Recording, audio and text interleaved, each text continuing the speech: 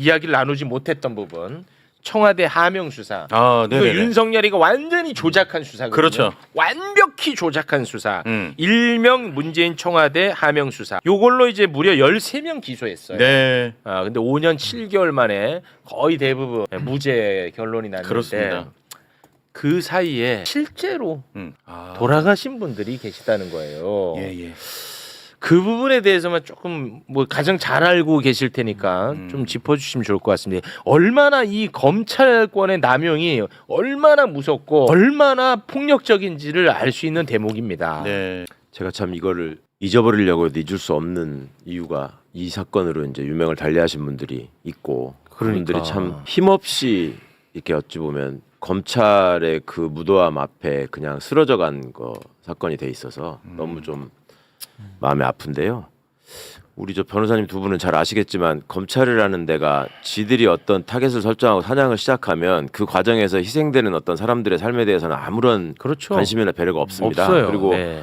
그 사람들의 인생이 어떻게 망가지든 지들이 원하는 진술, 지들이 원하는 방향 뭐 이것만 되면 되거든요. 맞습니다. 그러니까 그거를 하다가 우연히 이렇게 하다 보니까 이런 피해도 생기더라가 아니에요. 네. 그런 사람들을 일일이 불러가지고 압박을 해가지고 그런 선택을 하게 만든단 말이죠.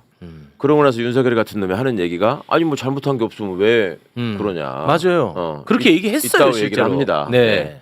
앞으로 우리가 수사기관이 이제 개편이 될 것 같은데 그때 되면은 이런 상황이 생기면은 절대로 이 부분에 대해서는 그대로 놓치지 말고 반드시 감찰을 해서 억울한 죽음의 이면을 밝혀야 된다는 생각을 먼저 말씀을 네. 드리고요. 예. 저희는 울산 사건이라고 많이 표현을 했는데 이제 청와대 하명 수사 사건 이런 식으로 이제 언론은 프레이밍을 했죠. 어제 그제 그 잘 설명을 해주시던데 이게 황운하 의원을 당시 울산 경찰청장을 타겟으로 한 고래고기 사건으로부터 이게 출발을 하죠. 그러다가 갑자기 울산 시장 사건으로 연결이 되고 느닷없이 청와대 모든 인사들과 심지어 대통령까지 타겟으로 하는 수사가 예. 이제 이어집니다. 이게 조국 장관에 대한 그 표적 수사하고 다 이렇게 이어지는 거죠. 네. 그러니까 아이템이 애초에 윤석열이가 주가 조작, 뭐 사모펀드 이런 걸로 시작했다가 안 되다 보니까 이거저거 막 갖다 붙이잖아요. 그래서 그것도 불안하니까 이제 이 무슨 그 얘기들은 다 민정수석이 되기 전부터 있었던 일들이고 하다 보니까 권한 남용, 무슨 부패 이렇게 몰기가 좀 애매한 점이 있었거든요. 그러니까 이거는 직권남용이나 부패, 정치적인 뭐 공작 이런 걸로 만들어서 더더욱 이제 프레이밍을 강화하려는 예. 그런 차원에서 이루어졌는데 제가 당시에 공직기관 비서관으로서 이자들이 그 울산 사건에 대한 어떤 하명 프레임을 제기를 했을 때 그게 사실이라면 그러니까 청와대가 불법적으로 지방선거에 개입해가지고 시장 한 사람을 당선시키기 위해서 움직였다면 그건 공직기관 비서관이 반드시 규명을 밝혀야 될 일입니다. 그건 네. 내부에 그 관련된 청와대 그렇죠, 사람들이 그렇죠. 움직였다면 네, 그렇잖아요. 그렇죠. 그리고 얘들의 시나리오에는 청와대 민정수석실 특히 민정비서관실이 각종 정보를 수집하고 또 그거를 경찰청에 하명을 해서 그 경찰청이 울산에다가 보내가지고 김기현에 대한 수사가 시작됐다 뭐 이런 식의 모양을 만들었거든요. 그렇습니다. 근데 김기현에 대한 수사와 고래고기 사건 수사는 아무런 관련이 없는 거예요. 네. 김기현이가 고래고기를 갖다 팔아먹은 것도 아니고. 네. 근데 갑자기 그게 같이 붙은 이유는 네. 그 건축비리였습니다. 그거는 순전히 황운하를 잡기 위해서 그런 겁니다. 그렇습니다. 그 황운하를 왜 잡으려고 했느냐? 검찰의 숙적이고 눈에 가시였기 때문에. 예. 그거는 이제 적인데 저는 뒤늦게 청와대에 합류해서 나중에 이제 요 사건이 한참 그 앞부분에 진행된 거는 모르고 있었고 나중에 이제 요 사건을 하명 사건 프레임으로 갈 때부터 요걸 알고 확인을 하기 시작한 거죠. 그때부터. 네. 근데 이자들이 어떻게 했냐면 얘들이 만든 시나리오가 엊그제 방송 잘 안 나오던데 민정수석실에 문모 행정관이 있었어요. 민정비서관실에. 이 문 행정관이 울산 그 부시장을 지낸 송병기 씨하고 서로 연락을 주고받으면서 이 사건을 만들어 갔다. 그러니까 선거에 개입하기 위해서 만들어 갔고 그 과정에서 문 행정관이 송병기 시장에게 각종 지시를 했고 이런저런 정보를 수집해서 알려달라. 그리고 그거 모아진 거를 경찰청에 보냈고 그 경찰청에서 울산에 내려가지고 김기현을 타겟을 해가지고 한 거다라는 식의 모양을 만들려고 했어요. 네. 그러니까 이거는 당연히 제가 확인해야 될 일이었고 그렇죠. 쭉 조사를 하다가 다행히 문 행정관의 휴대전화 포렌식을 했는데 거기서 송병기 부시장하고 주고받은 카카오톡 문자가 확인이 됐어요. 네. 뭐예요? 그러면 그 카카오톡 문자를 보면 누가 먼저 김기현에 대한 얘기를 하느냐가 나오잖아요. 그렇죠. 그랬을 때 청와대가 하명을 했으면 청와대가 집요하게 김기현에 대해서 확인해서 보고해라. 김기현이 뭐 하냐. 그렇겠지. 울산에 계신 분이 김기현에 대해서 이렇게 모른단 말이야. 이런 게 있어야 되잖아요. 네. 근데 둘이서 처음에는 아유 뭐 알게 돼서 반갑습니다. 나중에 식사 한번 하시죠. 뭐 어쩌고 어쩌고 이제 그런 얘기를 해요. 그러다가 송병기 씨가 울산에서 벌어지고 있는 여러 현안에 대해서 몇 가지 얘기를 해요. 민정에서도 이런 점에 좀 관심을 가져달라. 지역이 이렇게 어렵다. 뭐 이런 식의 얘기를 합니다. 네. 그러다가 지역의 가장 큰 문제는 토착비리인데 그 당시에 대통령 주관으로 반부패 정책 협의회 뭐 이런 것들을 청와대에서 정기적으로 합니다. 예. 거기서 당시의 시대적 과제가 적폐청산이었잖아요. 네. 그와 일환으로 지역 토착 비리를 발본색원해야 된다. 이런 얘기가 당연히 주제로 논의가 돼야 될 거 아니에요. 네네 그렇죠. 그러니까 송병기 씨는 울산에서 유명한 토착 비리가 있다. 김기현 형제와 관련된. 근데 울산 사람들은 다 알고 있고 파다한 얘기인데 이쪽의 공공기관들이 수사기관이 움직이질 않는다. 실제 안 움직였죠. 전혀 그랬잖아요. 그거 실제로 많은 사람들이 알고 있었어요. 네네. 그 형제가 또 유명한 형제야. 유명해. 그래가지고 그 얘기를 하니까 아니 그런 얘기가 있어요? 이렇게 되물어요. 행정관이. 그러니까 그런 얘기가 있으면 무슨 개요가 있는지 한번 좀 정리해 주실래요? 이렇게 해. 그러니까 이 사람이 그간에 거기서 돌았던 소문들 그 뭐 형도 등장하고 동생도 등장하고 지들끼리 서로 상대방에 다 붙어가지고 빼먹고 뭐 이런 것들 있잖아요. 네. 그걸 쫙 단편적으로 정리해가지고 이렇게 알려줍니다. 카톡은 무슨 보고서를 보낼 수 있는 게 아니. 뭐 그렇죠, 그렇죠. 그렇다기보다는 글자로 이렇게 하잖아요. 네.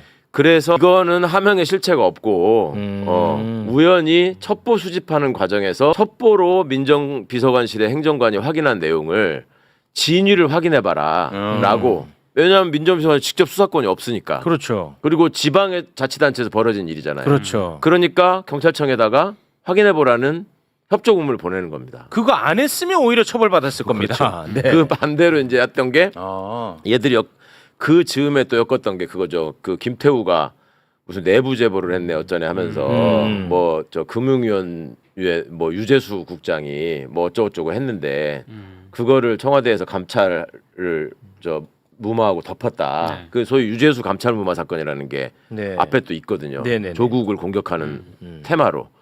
그러니까 그거 때는 그런 첩보를 수집했는데 직접 감찰해가지고 왜 그 사람을 수사하고 날리지 않았느냐라는 걸로 문제를 삼아가지고 기소를 하고. 정반대네. 요거는 그렇지도 않은 거를 그런 것처럼 해가지고 또 기소하고 이런 거예요. 근데 이 대목에서 유재수 감찰무마 사건이나 이 울산시장 선거 하명 사건이나 이런 거와 공통적으로 관련돼 있는 사람이 민정수석 비서관 조국, 민정비서관 백원우, 반부패 비서관 박형철이라고 얘들은 찝었습니다. 저를 거기다가 갖다 붙이고 싶은데 너무 늦게 들어가는 바람에 어떻게 엮을 수가 없었어.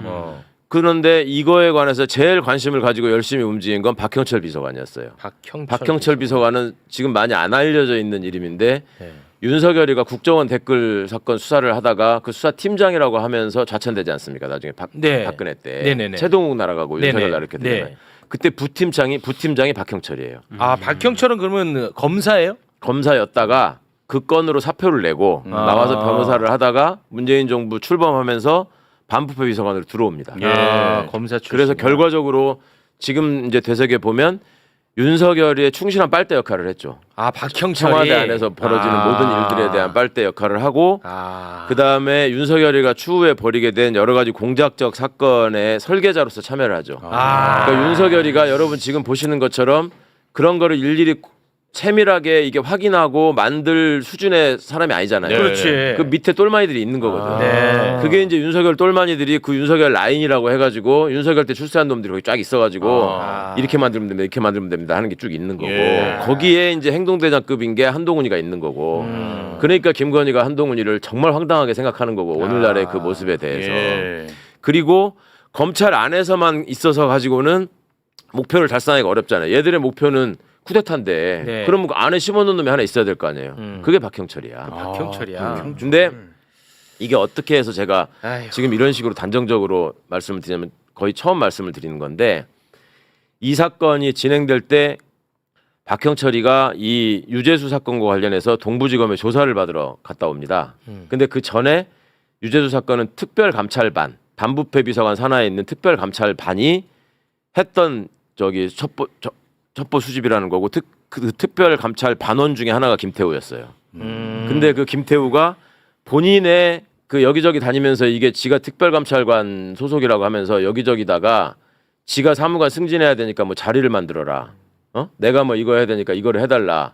그 지 개인적인 뭔가 이 압박을 하고 다니는 게 저희 공직기강 비서관실에 포착이 돼서 돼요. 저희가 감찰 조사를 해가지고 이거를 징계를 하면서 쫓아냅니다. 그거에 앙심을 품고 이게 이제 시작이 되는 거예요. 이렇게 된 네. 거야. 그러면 쟤네들의 입장에서는 여러 가지로 제가 껄끄러운 존재인데 지들 똘마니 김태우가 또 잡혀가지고 저희한테 조사를 받고 쫓겨났잖아. 네. 그러니까 또 이제 저하고는 또 원수지간이 또 되는 거지. 그게 되는 거죠. 음. 그런데 그 와중에 특별감찰 반원들이 먼저 가서 조사를 받고 이게 다 검찰에서 온 친구들이 대부분이에요. 특감 반원들은 국세청 직원도 있고 경찰 직원들도 있고 한데 먼저 가서 얘기한 것들은 다 검찰 직원들이야. 그 다음에 특별감찰 반장이라는 이인걸이라는 또 검사 출신 저희가 있었어요. 우리 선임행정관이.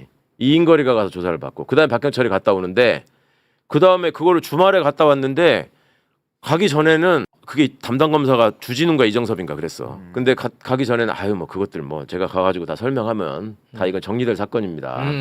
그러고서 다 법에 의해서 한 건데 그리고 갔다 왔더니 아. 월요일 날 왔는데 얼굴이 썩어 있어. 그 너 왜 그러냐? 그랬더니 그 앞에 갔다 온 애들이 너무 구체적으로 얘기를 만들어 놔가지고 지가 거기서 어떻게 이거를 정리할 수가 없더라는 거야. 얘 이거 완전히 이상하게 이렇게 만들어 놔가지고 그래서 아니 너 자신 있다며 네가 다 한 거라며 그랬더니 뭐 형이 없었을 때라서 그런데 뭐 그게 뭐 하여튼 별일도 아닌데 이렇게 한다. 그러더니 수요일쯤 오더니 또 목요일 날 또 오라고 그런다는 거야 자기를 동부지검에서. 그래서 야 한 번 갔다 와서 저 다 끝났다며 그랬더니 아니 또 오래요. 그래서 당연히 그 사건 때문에 가는 건 줄 알았죠. 나중에도 다 그 사건 때문에 갔다 온 줄 알았어요. 추가 조사를 위해서. 네. 근데 이 사건이 진행되는 와중에 검찰은 제가 중간에 이 조사 결과를 발표하면서 내가 내부적인 전산 자료나 이 사람들의 개인적인 어떤 정보 제공 동의를 받아가 다 확인을 했는데 하명이 아니고 오히려 반대로 된 일이다라는 거를 춘추관에 가서 브리핑을 합니다. 네. 그러니까 완벽하게 지네들의 시나리오가 틀어졌잖아요. 네. 그러니까 대검이 엄청나게 당황하고 있다는 보고가 올라와요. 그러고 나서 박경철이가 제 방에 오더니 굉장히 조금 뭐랄까 좀 머쓱해진 얼굴로 형이 그렇게 해서 확인해서 이게 다 아니면 그러면 황운하만 잡고 끝내야 되겠네요 이래. 와. 당시에. 대놓고 얘기를 하는 그래서 거야. 야 이게 황운하를 잡고 끝낼 일이 아니잖아 이거는. 왜 황운하가 여기 갑자기 끼어가지고 연결이 되는 건데. 그러니까 얘네는 고래고기 사건이건 이 울산시장 사건이건 다 황운하가 소위 친문 경찰관으로서 네. 의도적으로 울산청장으로 우리가 보내가지고 거기서 이 사건을 만든 거다라고 하고 싶었던 거예요. 그렇지. 네. 네. 근데 이제 그런 게 기초부터 다 어긋나니까 황운하가 그러면 직권남용을 한 거 정도로 정리를 해야 되겠다. 네. 일단 그런 얘기가 있었어요. 그러다가 그 다음에 이제 그 고래고기 사건과 관련해서 울산이 시끄러우니까 그때 무슨 일이 있었냐면 조금 짧게 해야 될 것 같아요. 네. 지금 우리 다룰 뉴스가 너무 많거든요. 네. 민정비서관실의 행정관 다른 사람이 백 수사관이 있어요. 검찰에서 왔던 이분이 울산에 가가지고 고래고기 사건에 관한 내용을 확인한 적이 있습니다. 그러니까 이 사람이 그러고 나서 파견 기간이 끝나가지고 검찰로 복귀를 했어요. 이 사람을 불러가지고 울산에 너 왜 갔냐? 민정에서 보내가지고 그 저 선거 개입하고 그 관련 사건 내용들 저기다가 다 만들어서 정리해서 네가 던져주러 간 거지. 요렇게 압박을 시작한 거예요. 백모라는 분한테 다 네. 이 덮어 사람이 씌운 거예요. 검찰 수사관으로 복귀를 했거든요. 그리고 또 동부지검에 근무를 했어요. 그래가지고 이 사람을 압박하기 시작해. 그러니까 이분이 견디다 이 사건을 이제 동부에 있던 거를 울산 팀을 올라오게 하고 해서 수사를 하다가 중앙으로 또 끌고 갑니다. 윤석열이가 사건을 키우기 위해서. 맞아요. 그 와중에 중앙지검에 출석을 하라고 하니까 그 전날 이분이 목숨을 끊습니다. 그러면서 아들에 대한 기대가 되게 컸어요. 아들이 공부를 잘해가지고. 근데 거기다가 가족들을 좀 부탁한다. 아유. 가족들은 건들지 말아줬으면 좋겠다라는 취지로 글을 남기고 세상을 하직합니다. 그래가지고 그 자리에 민정수석실 사람들이 조문을 하는데 그 유족들이 너무너무 붙잡고 펑펑 우는 거예요. 그 자리에 김태우가 또 왔었어요. 그러니까 검찰 수사관들이 김태우를 거기서 폭행을 합니다. 너 때문에 우리 형이 이렇게 됐다. 이 나쁜 자식아. 그런 일이 있었어요. 아유. 근데 그런 유명을 달리한 사람들이 있는 와중에 이게 이제 마지막 얘기인데 나중에 이제 이거는 이렇게 해서 결국 다 엮어가지고 기소를 했는데 조남관이라고 있잖아요. 조남관이 동부지검장이었어요 당시에. 그러다가 검찰국장으로 옵니다. 그래서 검찰국장으로 와가지고 보고를 하기 위해서 청와대로 왔는데 저하고 앉아 있는 자리에서 둘이만 있을 때 그 얘기를 해요. 저기 박형철이가 두 번째 조사받으러 올 때 우리가 불러서 왔다고 알고 있던데 그 유재수 사건 때문에 우리가 부른 거 아니라고. 지가 그냥 온 거라고.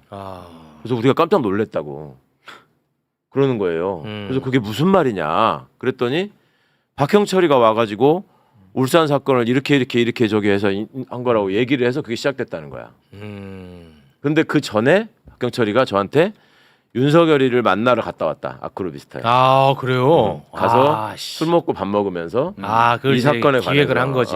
이 사건에 관해서 얘기를 했고 아. 이런 거 갖고 저기에서 그 뭐 대통령님을 귀찮게 괴롭히지 말아라는 쪽으로 지가 얘기를 했다라는 식으로 나한테 얘기를 했었어. 근데 사실은 알고 보니까 거기 가가지고 이거를 이렇게 만들었을 가능성이 되게 높았던 거야. 이 검찰들.